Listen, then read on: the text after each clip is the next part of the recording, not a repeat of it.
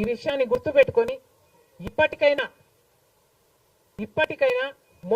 మొండి పట్టైనా సరే special status అన్నది ఆంధ్ర రాష్ట్రానికి అవసరం కాబట్టి ఇప్పటికైనా స్పెషల్ స్టేటస్ మీద చంద్రబాబు గారు సీరియస్ గా వర్క్ చేసి ఇది సాధించుకు రావాలి అని కాంగ్రెస్ పార్టీ ఆంధ్ర రాష్ట్ర ప్రజల తరఫున డిమాండ్ చేయడం జరుగుతుంది. ఒక స్పెషల్ స్టేటస్ కాదు, పోలవరం ప్రాజెక్టు కూడా ఉంది. పోలవరం ప్రాజెక్టుకు చంద్రబాబు గారు 2 రోజుల క్రితం వెళ్ళడం జరిగింది. నిజానికి పోలవరం ప్రాజెక్టు రాజశేఖర రెడ్డి గారి ఆలోచన.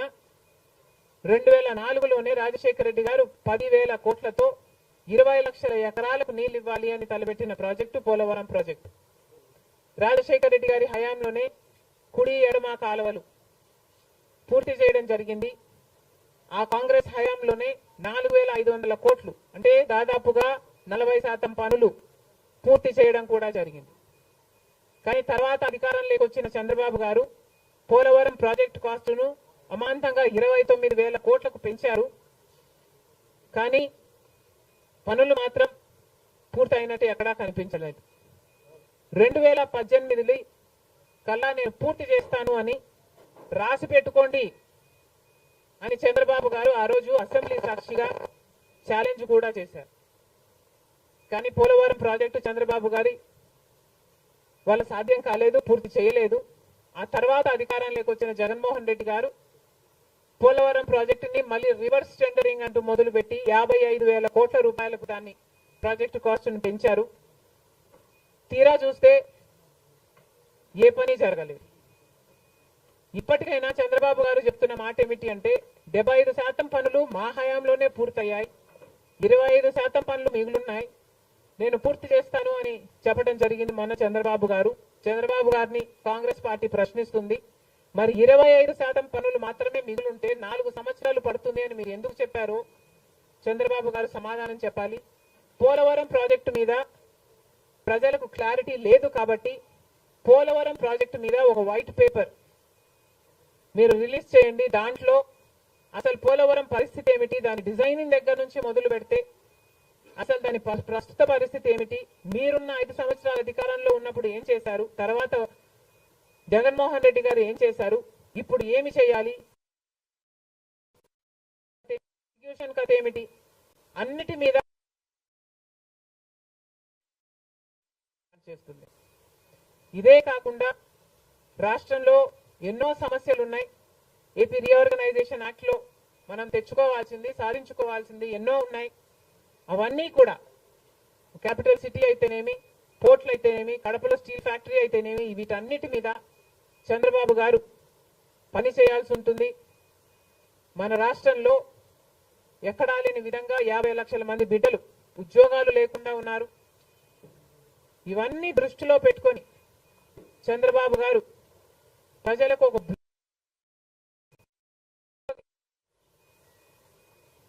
బాగుంటుందని కాంగ్రెస్ పార్టీ భావిస్తుంది. ఇదే కాకుండా చంద్రబాబు గారు సూపర్ 6 ఈ గ్యారంటీలతో చంద్రబాబు గారు ఎన్నికలకు వెళ్లారు. దీంట్లో యువతకు 20 లక్షల యువత వరకు ఉద్యోగ అవకాశాల కల్పన కల్పిస్తామని చెప్పారు. లేదా 3,000 రూపాయలు ప్రతి నెల ప్రతి నిరుద్యోగికి నిరుద్యోగ భృతి ఇస్తామన్నారు చంద్రబాబు గారు. అదే కాకుండా స్కూల్కు వెళ్లే పిల్లలకు ప్రతి విద్యార్థికి 15,000 రూపాయలు సంవత్సరానికి ఇస్తామని చెప్పారు. ప్రతి రైతుకి 20,000 రూపాయలు ఆర్థిక సహాయం ఇస్తామన్నారు. ప్రతి మహిళకు నెలకు 1,500 ఆర్థిక సహాయం, అంటే ప్రతి మహిళకి కూడా ఒక పెన్షన్ లాగా 1,500 ఇస్తామని చంద్రబాబు గారు మాటిచ్చారు. మహిళలకు ఉచిత బస్ ప్రయాణమే కాకుండా ఏడాదికి 3 గ్యాస్ సిలిండర్లు కూడా ఉచితంగా ఇస్తామని చంద్రబాబు గారు సూపర్ 6 లో ఇవ్వడం జరిగింది. ఇవన్నీ కూడా చంద్రబాబు గారు దీని విధి విధానాలు ఏమిటో, మొదలు పెట్టే తేదీ ఏమిటో వీటి మీద కూడా చంద్రబాబు గారికి స్పష్టత ఇవ్వాల్సిన అవసరం ఉంది. ఇవన్నీ ఎందుకు చెప్తున్నాము అంటే మన రాష్ట్రము మిగతా రాష్ట్రాల్లాగా కాదు. మన రాష్ట్రము చాలా వెనకబడి ఉన్న రాష్ట్రం.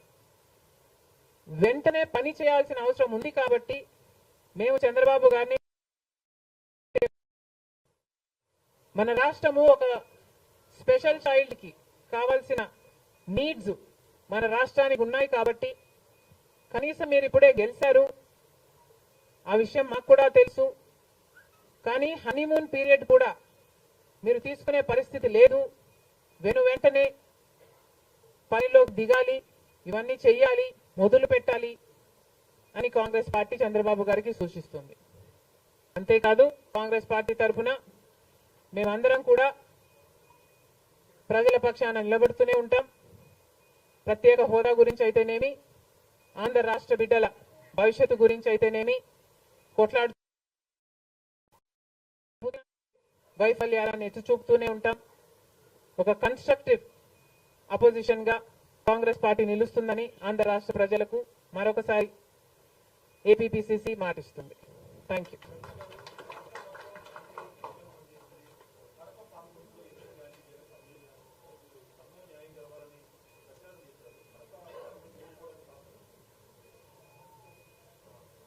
Kadapa situation is a different situation because కడపలో ఎంపీ ఉన్నాడు, ఎమ్మెల్యే ఉన్నాడు, అధికార పక్షం. అక్కడున్న ప్రజలు భయభ్రాంతులు గురై బ్రతుకుతున్న ప్రజలు. ప్రభుత్వానికి వ్యతిరేకంగా అంటే యువజన శ్రామిక రైతు పార్టీకి వ్యతిరేకంగా పనిచేస్తే,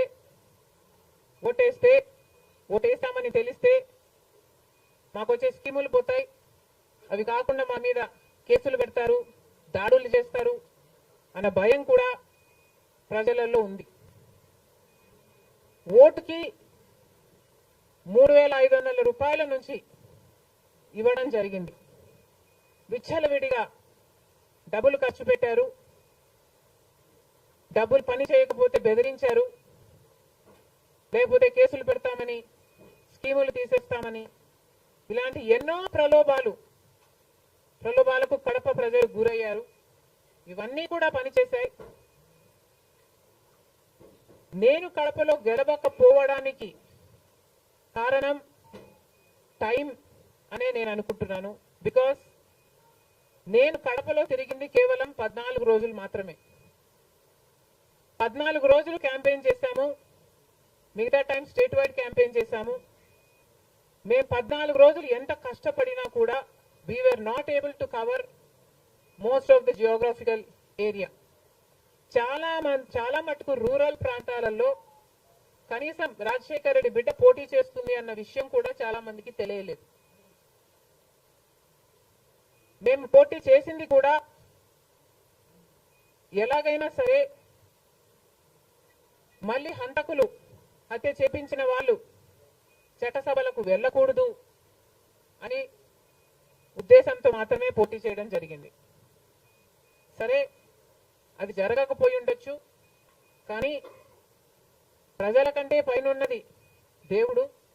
ఐఎమ్ వెరీ షూర్ వాళ్ళ పాపం పండుతుంది, పండే రోజు కోసం దేవుడు కూడా ఎదురు చూస్తున్నాడని నా అభిప్రాయం.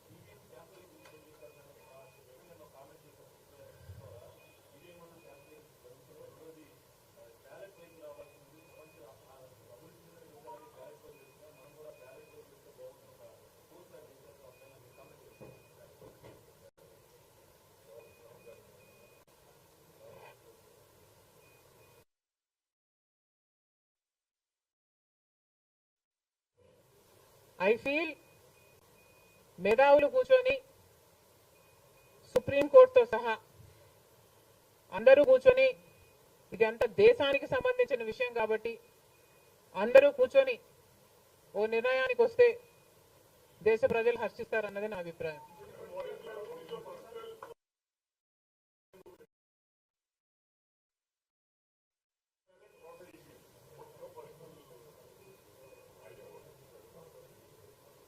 How does it matter what I think personally? Exactly. The reason I want Supreme Court to be involved is because I don't know the entire positives and the negatives of it. So there should be intellectuals, there should be the best of the judicial sitting and discussing over it and see the pros and the cons of it and then come to a decision is what I think. Because as of now, I do not have the entire information of the whole topic.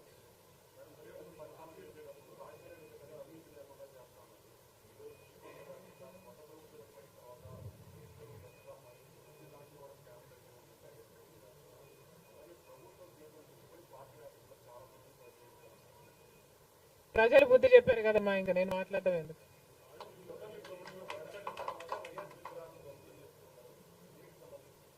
ఇది చాలా దారుణం, ఇది చాలా దారుణం. కేవలం ఒక party ఓడిపోయింది కాబట్టి రాజశేఖర రెడ్డి గారి విగ్రహాలను ధ్వంసం చేయడం అన్నది చాలా దారుణం. రాజశేఖర రెడ్డి గారు ఒక మహానాయకుడు, ఆంధ్ర రాష్ట్ర ప్రజలకు నమ్మకంగా సేవ చేసిన నాయకుడు.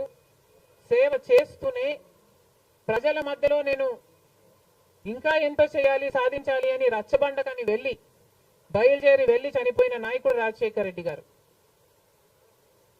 రాజశేఖర రెడ్డి గారు లాంటి మహానాయకుడు చనిపోతే దాదాపు 7,000 మంది ప్రజలు ఆ బాధ తట్టుకోలేక, నిజాన్ని జీర్ణించుకోలేక ఆయన వెనకాలే చనిపోయారు.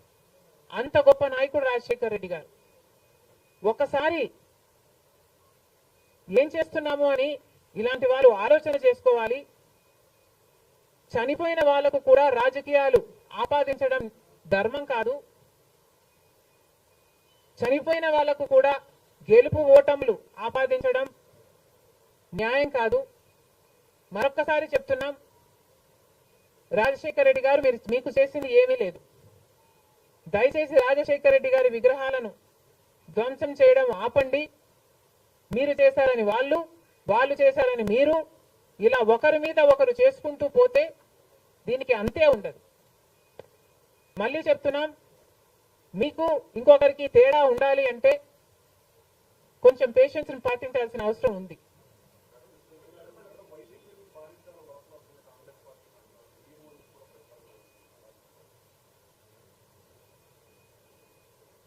ఈవెన్చువలీ పిల్ల కాలువలన్నీ సముద్రంలో కలవాల్సిందే.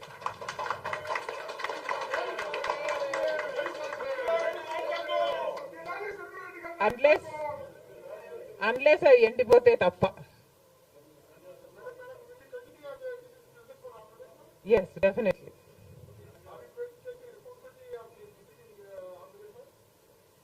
There is no taking the responsibility of anything in Andhra Pradesh, because in Andhra Pradesh, Congress is the only party that has stood by the people and has fought for the special status.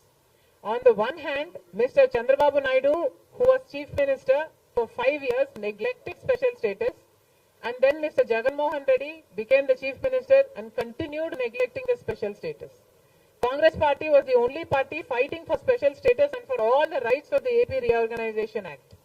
The people of Andhra know this, but they also know that their vote should not go to waste. And because they were very decisive, but they wanted change, they voted this time with a vengeance for change.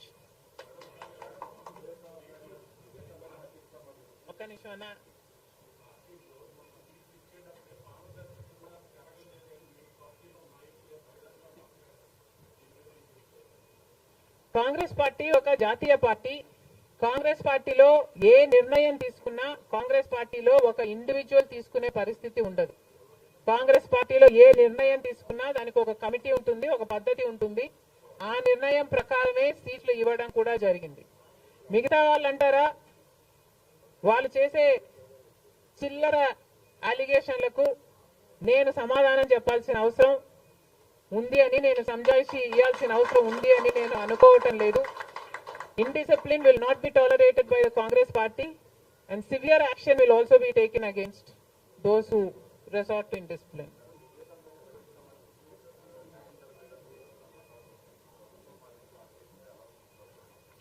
న్యాయం జరుగుతుందన్న hope మాలో చాలా పెరిగింది.